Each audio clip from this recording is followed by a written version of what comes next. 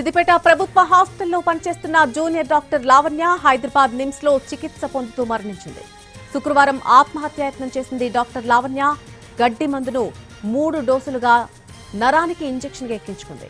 వెంటనే అపస్మారక స్థితికి వెళ్లిపోవడంతో సిద్దిపేట హాస్పిటల్లోనే ప్రాథమిక చికిత్స చేశారు. అయితే పరిస్థితి విషమంగా ఉండడంతో హైదరాబాద్ నిమ్స్ కు తరలించారు. నిమ్స్ లో చికిత్స పొందుతూ తుది శ్వాస విడిచింది. జోగులాంబ గద్వాల జిల్లాకు లావణ్య ఆత్మహత్యపై కేసు నమోదు చేసి దర్యాప్తు చేపట్టారు సిద్దిపేట 3 టౌన్ పోలీసులు.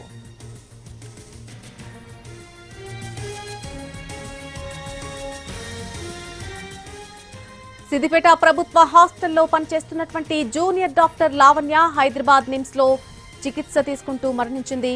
శుక్రవారం ఆత్మహత్యాయత్నం చేసింది డాక్టర్ లావణ్య. గడ్డి మందును 3 డోసులుగా ఇంజెక్షన్ గా తీసుకుంది. వెంటనే అపస్మారక స్థితికి వెళ్లిపోవడంతో సిద్దిపేట హాస్పిటల్లోనే ప్రాథమిక చికిత్స చేశారు. పరిస్థితి విషమంగా ఉండటంతో హైదరాబాద్ నిమ్స్ కు తరలించారు. నిమ్స్ లో చికిత్స పొందుతూ తుది శ్వాస విడిచింది. జోగులాంబ గద్వాల జిల్లాకు చెందినటువంటి లావణ్య ఆత్మహత్యపై కేసు నమోదు చేసి దర్యాప్తు చేపట్టారు సిద్దిపేట 3 టౌన్ పోలీసులు.